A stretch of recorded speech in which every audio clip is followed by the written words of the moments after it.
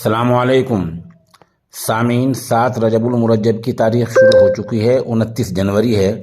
ख़बर का उन्वान है, लखनऊ में मजहबी किताब को जलाया और फाड़ा गया।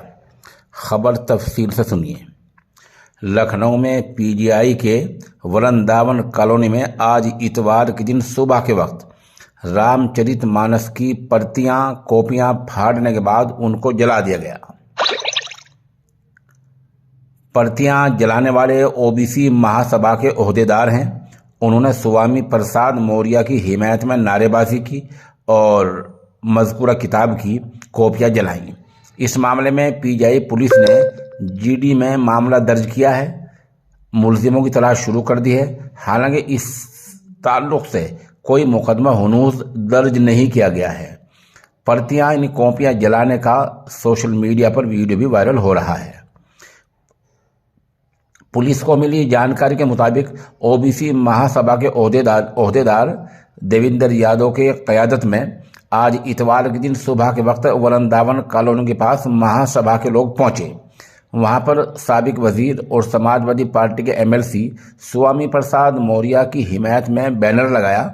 फिर रामचरितमानस की कॉपियां फाड़ दी। इसके बाद इन कॉपियों के टुकड़ों में आग लगा दी। ओहदेदारों का इल्ज़ाम है कि रामचरितमानस के रचयिता तुलसीदास ने इसमें कुछ काबिल एतराज़ चौपाइयाँ लिखी हैं। कुछ काबिल एतराज़ बातें हैं जिन्हें निकाला जाना चाहिए। ये नारियों व शूद्रों के ताल्लुक में काबिल एतराज़ बातें हैं। इन्होंने रियासती और मरकज़ी सरकार से मांग की है कि रामचरितमानस से इन चौपाइयों को हटा दिया जाए, नहीं तो पूरे मुल्क में आंदोलन किया जाएगा।